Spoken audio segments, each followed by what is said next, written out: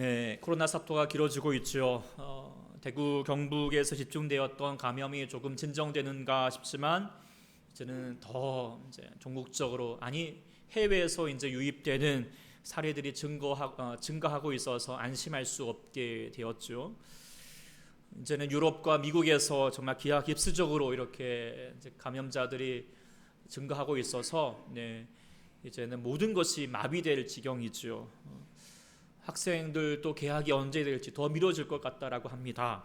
경제는 심각한 위기에 빠졌습니다. 수많은 실업자들이 발생하고 소상공인들뿐 아니라 이제는 대기업마저도 휘청거리고 있다라고 합니다.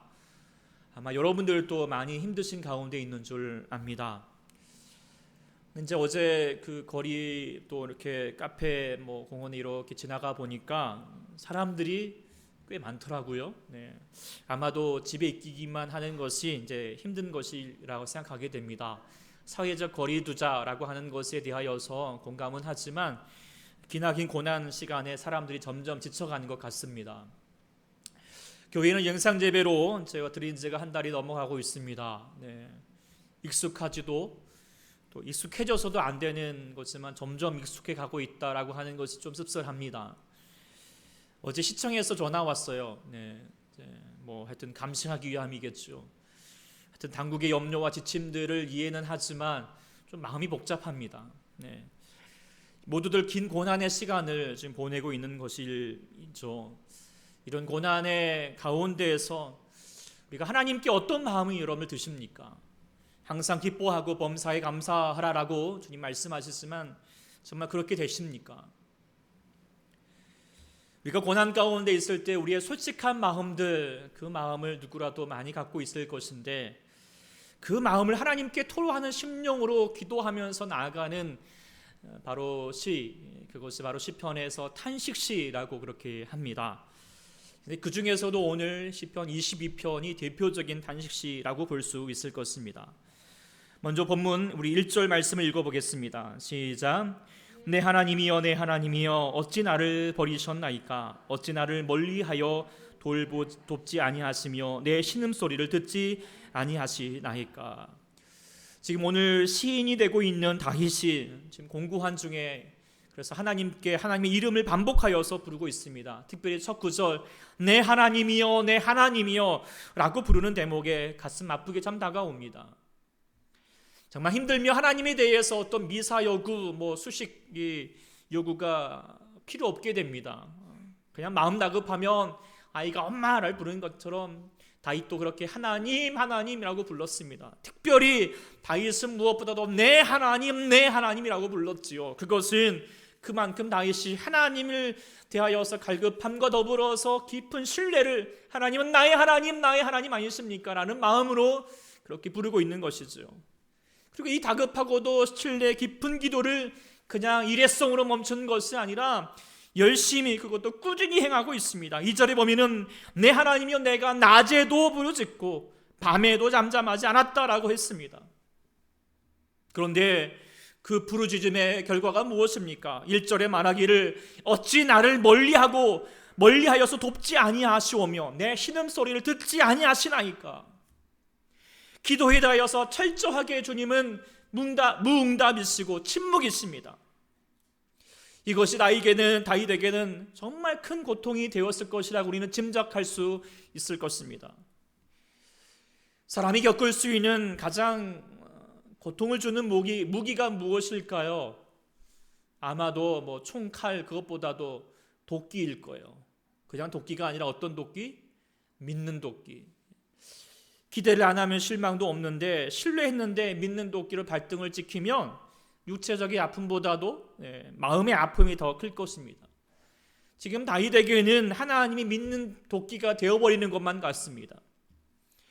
우리도 마찬가지 고통을 겪을 때가 있지 않습니까? 삶의 어려움들을 찾아올 때 우리는 무엇보다도 기도합니다. 그런데 어떻습니까? 다 응답해 주십니까?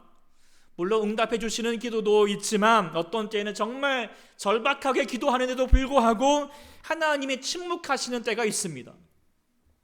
하나님이 우리의 삶에 전혀 관심이 없는 것만 같고 왜 응답하지 않으신지 알 수 없을 때에는 정말 답답한 것이죠.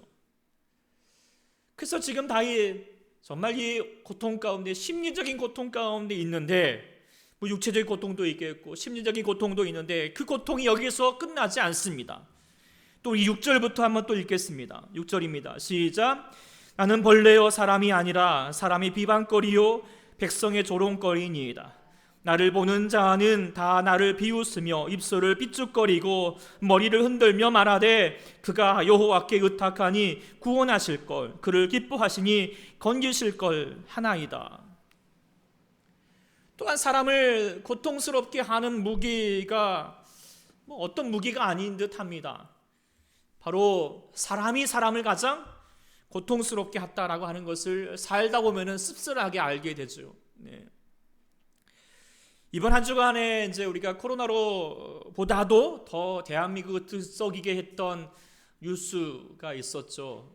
그 한 사람이 있었죠. 그 사람이 바로 조주빈이라고 하는 청년이었습니다.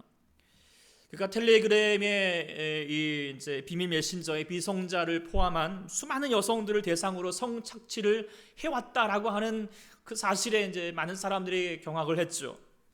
저도 보면서 도대체 어떤 놈이 그런 잔혹한 짓을 했는가 궁금했는데 그 얼굴이 밝혀졌을 때 정말 한 번 더 놀라게 되었을 거라고 생각합니다.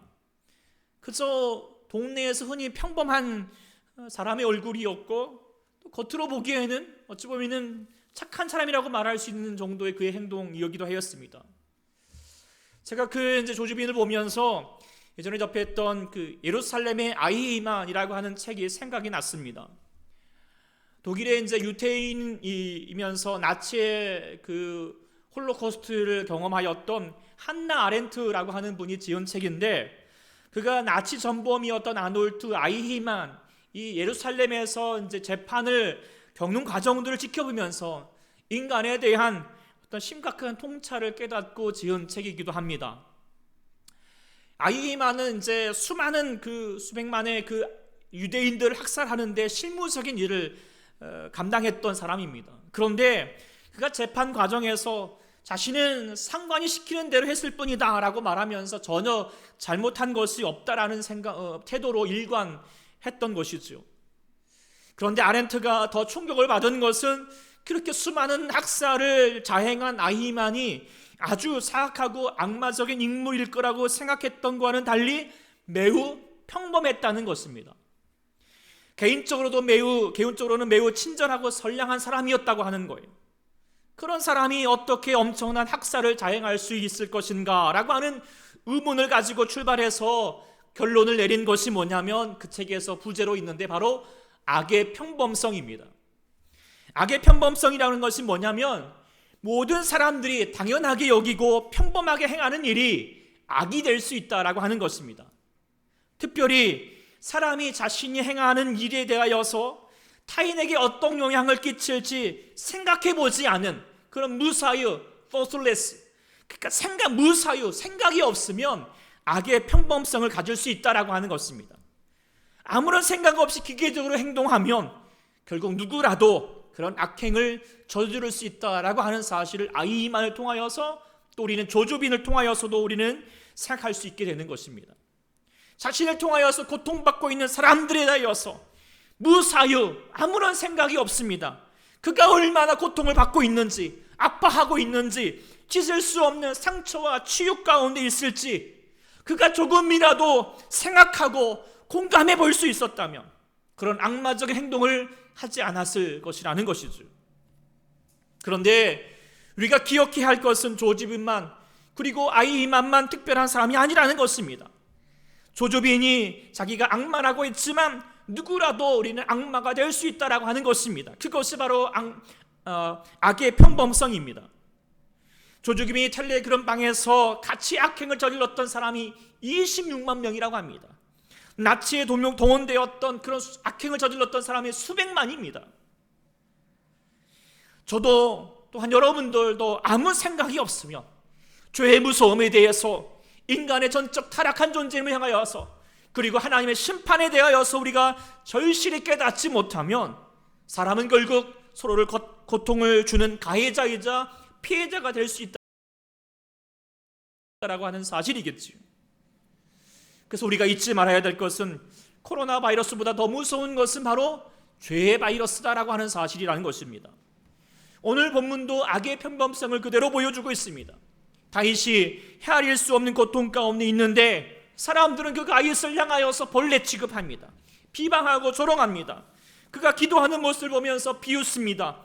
입술을 삐죽거리면서 머리를 흔들면서 말하기를 그가 여호와께 의탁하니 구원하실 걸, 그를 기뻐하시니 건지실 걸, 껄껄 그렇게 비웃습니다. 얼마나 못된 사람들입니까? 그런데 그들은 결국 무소유, 무사유, 생각이 없는 것이죠. 생각 없이 공감 없이 함부로 말을 내뱉을 뿐입니다. 그로 인하여서 다윗을 더 깊은 고통으로 몰아갑니다. 아마 이보다도 더한 공고함이 없을 것입니다. 때로는 여러분들도 그러한 사람들의 말 속에서 상처받고 어려움 가운데, 더 고통 가운데, 공고함 가운데 빠졌던 경험들이 있을 것입니다. 그런데 오늘 본문 다윗의 위대함이 지금 드러나게 되는데 그것은 깊은 공고함 속에서도 하나님을 놓치지 않았다는 것입니다. 하나님은 침묵하셨고 사람들은 생각 없는 상처를 내뱉고 있지만 그럼에도 불구하고 그는 날 때부터, 바로 10절부터 보면 날 때부터 함께 하셨던 주님을 바라보시고 세상의 역사 가운데 함께 하셨던 주님을 기억하면서 하나님만이 나의 도움 되십니다 라고 하면서 포기하지 않냐고 끈질기게 울부짖으면서 기도하였습니다. 그리고 그 결과 그 울부짖음이, 그 탄식이 점점 변화하여서, 그리고 22절부터는 다윗이가 보통 그러하듯이 탄식이 변하여서 찬송이 됩니다. 즉 우리가 깨닫게 되는 것은 끈질긴 기도만이, 포기하지 않는 심령만이, 끝까지 충성된 자만이, 끝까지 이기는 자만이 우리의 삶을 변화시킬 줄 믿습니다. 그리고 지금 우리가 바로 기도해야 될 때라는 사실을 꼭 기억할 수 있기를 바랍니다. 자, 하나님께 이제는 탄식이 변하여서 다윗이 찬송하고 있습니다. 22절부터 다시 읽겠습니다. 시작. 내가 주의 이름을 형제에게 선포하고 회중 가운데에서 주를 찬송하리이다. 여호와를 두려워하는 너희여 그를 찬송할지어다. 야곱의 모든 자손이여 그에게 영광을 돌릴지어다. 너희 이스라엘의 모든 자손이여 그를 경외할지어다. 다윗이 지금 보면 하나님을 향하여서 찬송한다고, 그리고 영광을 돌린다고, 경외한다라고 그렇게 얘기하고 있습니다. 왜 그가 그렇게 하나님을 향하여서 찬송할 수 있었을까요? 그 이유를 24절에 이야기하고 있지요. 우리 24절 다시 읽겠습니다. 시작.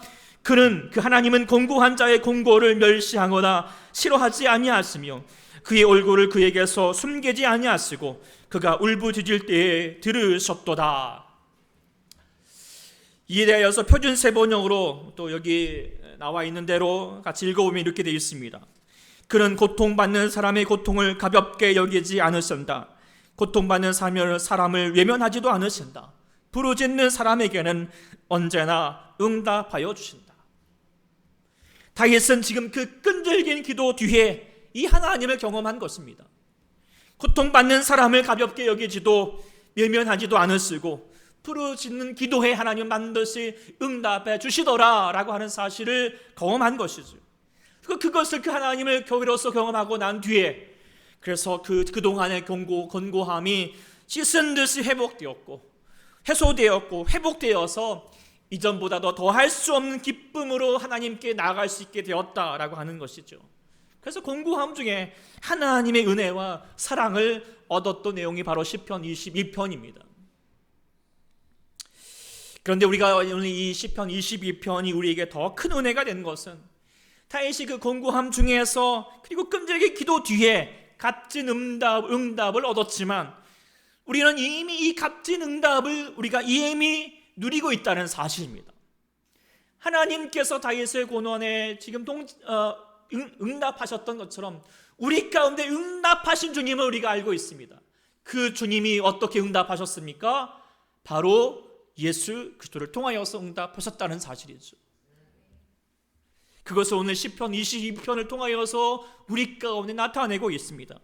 아마 여러분이 1절을 통하여서부터 눈치를 채셨겠지만 시편 20편에 나온 다윗의 고통은 예수님께서 십자가 위에서 그대로 재현하셨지요. 1절에 말했던 것처럼 예수님이 십자가 위에서 나의 하나님 어찌하여 나를 버리셨나이까, 엘리 엘리 라마 사박단이 외치면서 그 5번째 외쳤던 말씀이 이 말씀이기도 하였습니다. 그리고 실제로 그렇습니다. 성부 하나님은 골고다 십자가의 옷박이까지 성자 예수님을 내버려 두셨습니다. 어떤 간섭도 하지 않으셨습니다. 살이 에어지고 찢기는 채찍질에도 침묵하셨고, 그 무거운 십자가를 지고 골고다 언덕길을 오르실 때에도 침묵하셨고, 악마 같은 사람들의 폭력과 놀림과 조롱에도 하나님은 침묵하셨습니다. 내버려 두셨습니다. 또한 예수님은 5절부터 본문에 나왔던 사람들의 생각 없이 내뱉는 악한 말들의 아픔을 누구보다도 더 깊이 경험하셨습니다. 유대 지도자들은 자신들의 종교적인 이의를 위해서 예수님을 함부로 정죄하였습니다. 군중들은 자신의 욕심과 선동에 따라서 십자가에 못 박으라라고 그렇게 배반하였습니다. 빌라도는 자신의 안위 때문에 죄가 없음을 알고도 십자가형을 선고하였고, 군병들은 상관의 명령에 따라서 아무런 생각도 없이 그들의 악한 평범성에 따라서 채찍질을 가하고 침을 뱉고 조롱하였고, 손과 발에 그 날카로운 못을 받고 사정없이 망치질을 하였습니다. 또한 오늘 시편 22편 18절에 나온 것처럼 그 십자가 밑에서 겉옷을 나누고 속옷은 누가 가질까 하면서 제비를 뽑고 있는 거예요. 예수님은 바로 그 위에서 자신들을 위해서 고통당하고 있는데도 불구하고 있는 말입니다. 지나가는 자들도 복음서에 보면은 자기 머리를 흔들면서 모욕하면서 하나님의 아들이어던 자기를 구원하고 십자가에 내려오라고 비웃고 있습니다. 본문 시편의 8절 말씀과 같기도 하고, 또한 예수님께서 공생의 초기에 악마가 그 예수님께 시험하였던 말이기도 동일한 것 같습니다. 다 악마 같은 아이임이 아니고 또 조지붕어 같은 모습이죠. 악의 평범성을 드러내고 있습니다. 예수님의 고통에 대해서 아무런 생각이 없습니다. 그 고통에 대해서 같이 아파하기는커녕 전혀 자신과 거리를 두고 있습니다. 왜 예수님께서 십자가에 죽으셔야 되는지 아무 생각이 없습니다. 그런데 우리도 마찬가지가 아닐까요? 사순절 기간입니다. 예수님의 십자가를 묵상하는 귀중한 날들이죠. 그런데 이 사순절에 우리는 그저 나의 아픔과 고난에만 집중하지 예수님의 십자가를 묵상하지 않는 것 아니십니까? 생각하지 않은 것 아니십니까? 그러면서 그저 하나님을 향하여서 나의 고난에 대해서 왜 돌보지 않느냐라고 그렇게 원망하고 있는 모습 아닙니까?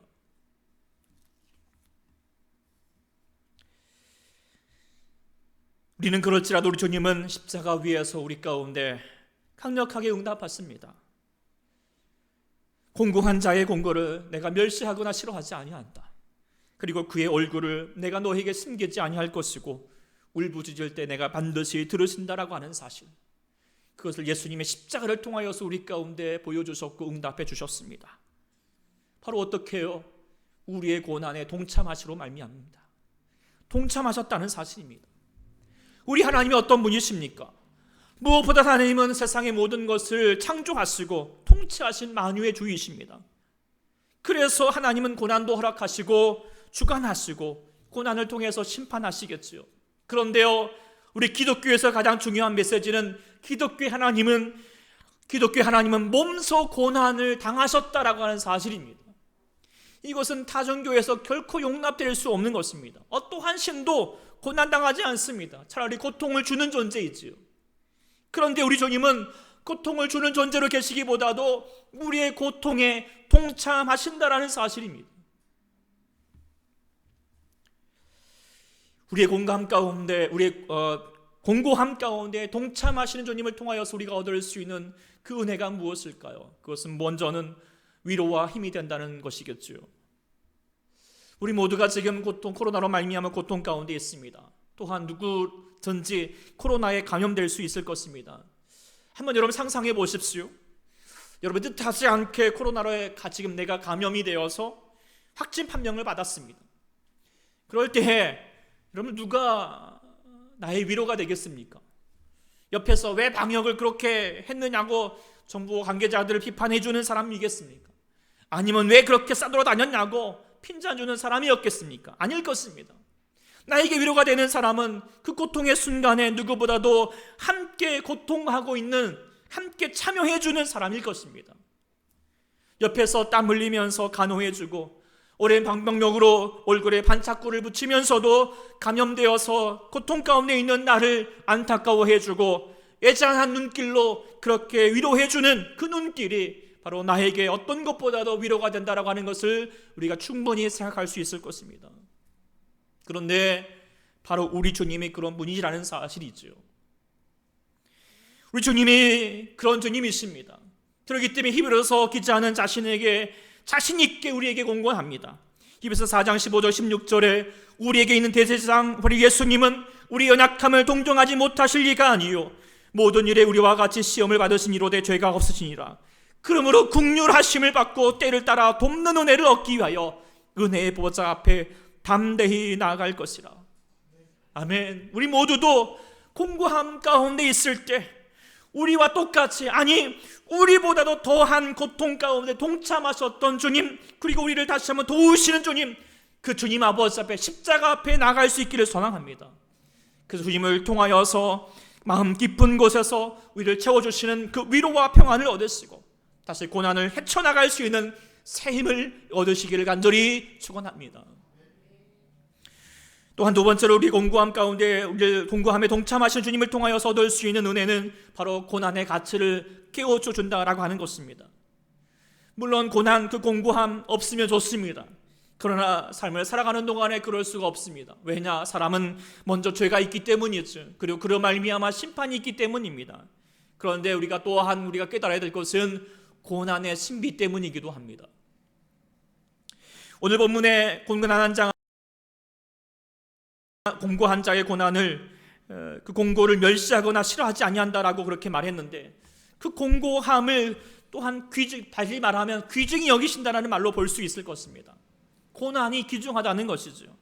왜 고난이 귀중한가? 그 뒤에 말씀을 통하여서 알 수 있게 됩니다. 그 고난으로 말미암아 하나님의 얼굴을 숨기지 아니하시고 나타내심을 경험할 수 있게 되는 것이고, 그 울부짖음에 들으시는 하나님을 만날 수 있기 때문입니다.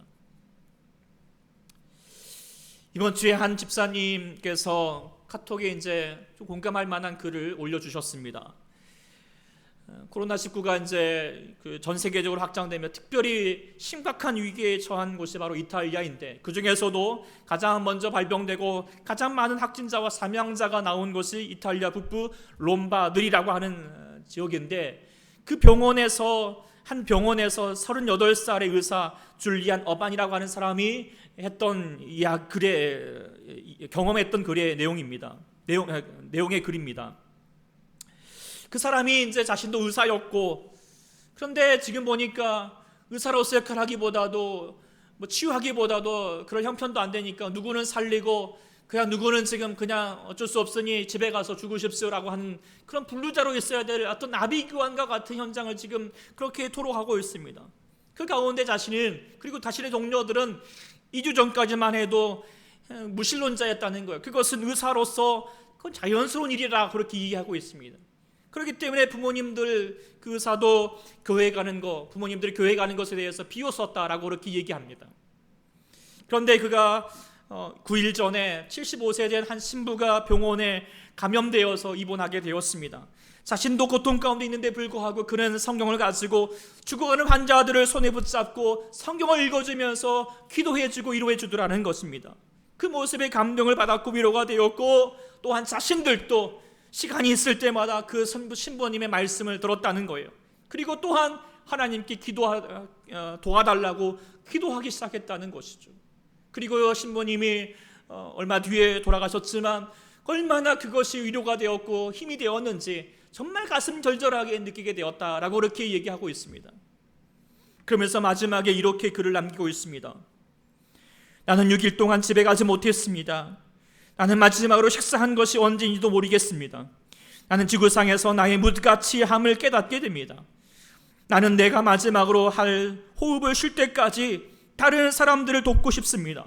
비록 나는 고통받는 사람들과 나의 동료들의 죽음에 둘러싸여 있지만, 여기서 중요한 말을 합니다. 내가 하나님께로 돌아왔다는 사실에 행복합니다.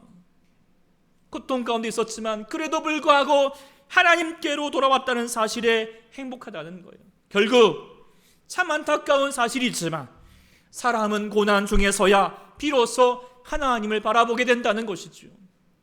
그런데 그렇게 인생에서 하나님을 발견할 수만 있다면, 하나님께 돌아갈 수만 있다면 고난은 충분한 가치가 있는 것이죠. 그리고 기도하기를 이 전세가 이 은혜를 얻을 수 있기를, 그 의사처럼 동일한 은혜를 얻을 수 있기를 기도하고 축복합니다. 사랑하는 여러분들도 사순절 특별 묵사전 이제 묵상하고 계십니까? 어제 우리가 디모데후서 1장 8절에서 14절 말씀을 묵상했을 것입니다. 그리고 묵상 글에 이제 참고할 글에 이런 내용이 있었던 거 기억하십니까? 길은 여기에 빙점이 젖아 미우라 아약고, 그러니까 이제 폐결핵과 직장암과 파킨슨병, 온갖 병을 갖고 살았습니다. 그런데 그가 고통 속에서 주님을 더욱 깊이 얻은 은혜로 살았다는 것이었죠. 그러면서 그가 지은 책들을 통하여서 많은 사람들이 주님을 만나게 되었는데, 그가 참 애송했던 시를 이렇게 소개하게 되었는데 이렇습니다. 아프지 않으면 드리지 못할 기도가 있다. 아프지 않으면 믿지 못할 기적이 있다. 아프지 않으면 듣지 못할 말씀이 있다. 아프지 않으면 접근하지 못할 성소가 있다. 아프지 않으면 우러러보지 못할 거룩한 얼굴이 있다. 아프지 않으면 나는 인간일 수 없다. 그렇습니다. 아픔이 우리를 기도하게 합니다.